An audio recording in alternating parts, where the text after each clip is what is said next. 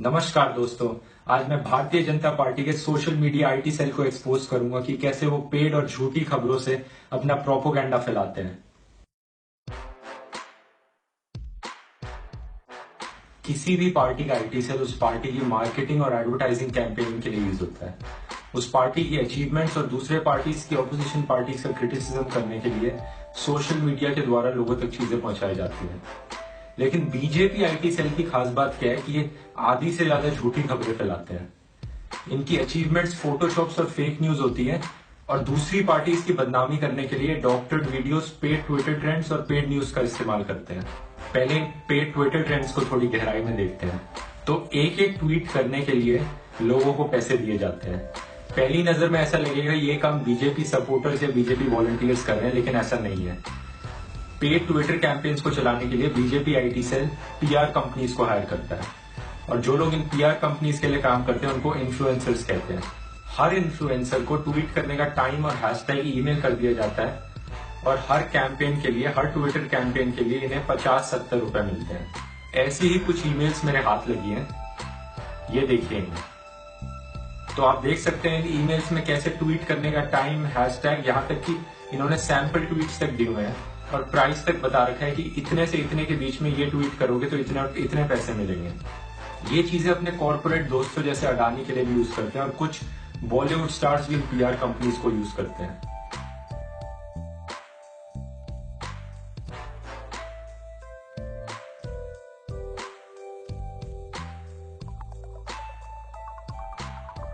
तो ऐसे ही कुछ पेड ट्विटर इन्फ्लुएंसर्स के अकाउंट्स मुझे पता लगे हैं। ये रहे उनके नाम।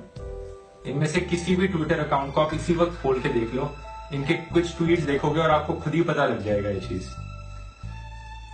इनको पहचानने का एक तरीका है कि इनके सारे ट्वीट्स एक ट्रेंडिंग हैशटैग्स पर होते हैं और एक सेट टाइम लिमिट के अंदर होते हैं और बहुत ही वैरायटी ऑफ टॉपिक्स के अंदर ये ट्वीट्स करते हैं और कुछ 5-6 ट्वीट्स करते हैं। और ये हैशटैग्स बीजेपी जैसी पॉलिटिकल पार्टीज या किसी कॉर्पोरेट कंपनी ने इन्हें दिए होते हैं।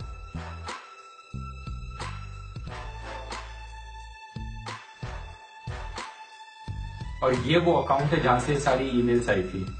इस ट्विटर अकाउंट का नाम द रेड लिपस्टिक है और एक लड़की से चला रही है जिन्होंने अपनी डिस्क्रिप्शन में खुद ही लिख रखा है कि वो इन्फ्लुएंसर है और इन मार्केटिंग कैंपेन्स को लीड करती है। इस अकाउंट पे आप कोई भी ट्वीट्स देख लो लेटेस्ट, आपको तभी पता लग जाएगा कि ये सारी पेड ट्वीट्स है।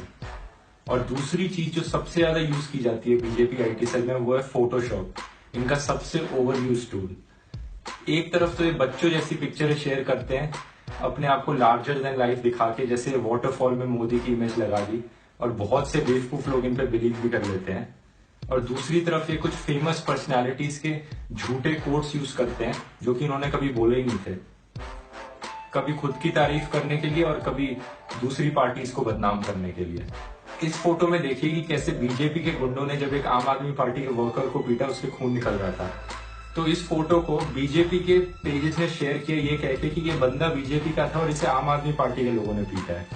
और यही काम ये वीडियोस के साथ भी करते हैं। एक जगह से वीडियो क्लिप उठाया, दूसरी जगह से ऑडियो क्लिप उठाया, दोनों को मिक्स कर दिया और जो ये दिखाना चाहते हैं वो ये दिखाएंगे। इस तरह से अपना प्रोपोगेंडा फैलाते हैं। ये बात इतनी गंभीर हद तक पहुंच चुकी है कि बीजेपी सेल, आईटी सेल के फाउंडर जिन्होंने इसको 2004 में बनाया था, उन्होंने भी पार्टी को छोड़ दिया। ये कहकर उनके खुद के शब्दों में, Madness has gripped the party. The desire to win at any cost has destroyed the very ethos of the party. This is not the same party I joined in 2004. ये इन्होंने खुद कहा है। आज बीजेपी आईटी सेल के head है अमित मालविया। उनके under ये सारी पीआर कंपनीज को हायर किया जाता है, ये झूठी खबरें फैलाई जाती हैं और ये सारी फोटोशॉप्स को डिस्ट्रीब्यूट किया जाता है। इन सब झूठ को फैलाने के लिए इनकी बहुत ही एक एफिशिएंट और ऑर्गेनाइज्ड मशीनरी है।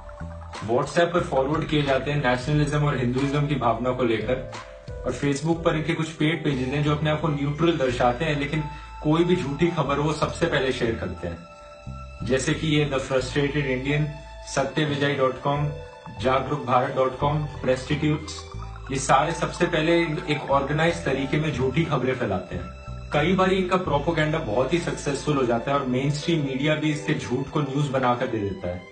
तब सच और झूठ में अंतर बताना बहुत मुश्किल हो जाता है। जैसे अभी हाल ही में एक खबर आई थी कि मोदी ने रात के 10 बजे एक आईएएस ऑफिसर को कॉल किया था त्रिपुरा हाईवे को रिपेयर करने के लिए। ये पोस्ट सबसे पहले कोरा पर एक बीजेपी आईटी सेल के आदमी पुष्पक चक्रवर्ती ने लिखी थी। उसके बाद सबसे पहले इसको शेयर किया बीजेपी पेड पेजेस ने, जैसे द फ्रस्ट्रेटेड इंडियन और सत्य विजय ने। इसके बाद बीजेपी पेड मीडिया चैनल्स जैसे जी न्यूज और इंडिया टीवी ने शेयर किया। और किसी रीजन से ये पोस्ट बहुत वायरल हो गई और हर छोटे बड़े न्यूज चैनल ने इस पोस्ट को शेयर किया। लेकिन जब इस आईएएस ऑफिसर से पूछा गया इस झूठी खबर के बारे में, तो उन्होंने साफ इनकार कर दिया कि मुझे ऐसी कोई कॉल नहीं आई।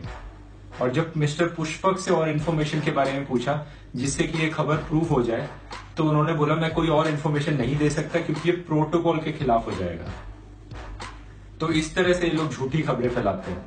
अब सवाल ये उठता है सच और झूठ में अंतर कैसे बताया जाए। इसका एक बहुत ही सिंपल तरीका है। जो भी आप न्यूज पढ़ते हो कहीं पर भी, उसे एक बार गूगल सर्च करके देख लो। अगर वो news 3-4 reputable mainstream newspaper जैसे Times of India, Indian Express, Hindu, Hindustan Times, Business Standard में आई हुई है, तो 99% चांसेस है कि वो सच्ची खबर है। और अगर वो न्यूज खाली Zee news, India TV, the frustrated Indian, Satya Vijay, हिंदुत्वा.info ऐसी वेबसाइट पे आपको मिलती है, तो 99% चांसेस है कि वो झूठी खबर है। तो एक रेप्यूटेबल मीडिया चैनल और बिक्योर मीडिया चैनल में एक बहुत बड़ा फर्क है कि जब भी कोई ऐसी अनकन्फर्म्ड खबर आती है, तो रेप्यूटेबल मीडिया चैनल में हमेशा नीचे लिखा होगा कि ये खबर वेरीफाइड नहीं है। जैसे कि अभी ये आईएएस ऑफिसर वाली जो झूठी खबर थी, जब इंडियन एक्सप्रेस ने पब्लिश करी थी, तो नीचे बड़ा बड़ा लिखा हुआ था कि ये अनवेरीफाइड खबर है। कुछ एजेंसीज का एस्टिमेट है कि बीजेपी आईटी सेल की फंडिंग के लिए हजारों करोड़ ब्लैक मनी यूज होता है। लेकिन एक्चुअली में कितना यूज होता है और ये पैसा कहां से आता है, यह हमें कभी नहीं पता लग सकता, क्योंकि बीजेपी जैसी पॉलिटिकल पार्टीज ना तो आरटीआई एक्ट के अंदर आना चाहती है, ना ही हमें फंडिंग के सोर्सेज रिवील करना चाहती है। तो आप इनके प्रोपेगेंडा से बच के रहिए। जो मैंने फेसबुक पेजेस, ट्विटर अकाउंट्स और न्यूज वेबसाइट्स के नाम लिए, उनसे दूर ही रहिए। उम्मीद है आपको वीडियो पसंद आया होगा। अगर आप ऐसे और वीडियोस देखना चाहते हैं तो आप मुझे सब्सक्राइब कर सकते हैं यूट्यूब चैनल पे। और अगर आपको कुछ सवाल है तो मेरे फेसबुक पेज पे मैसेज करके आप मुझसे पूछ सकते हैं। धन्यवाद।